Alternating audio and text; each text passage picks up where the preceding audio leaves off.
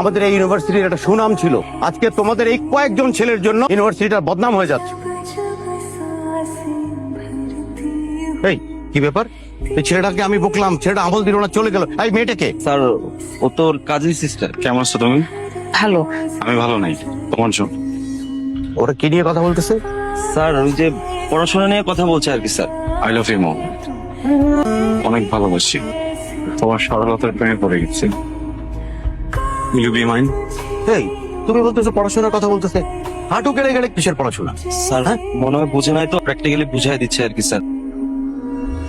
আমি কি আবার তোমাকে আনকমফোর্টেবল করে দিলাম? It's okay, please. জোর করে তো ভালোবাসা পাওয়া যায় না, তাই না? ভালো থেকো। আসো।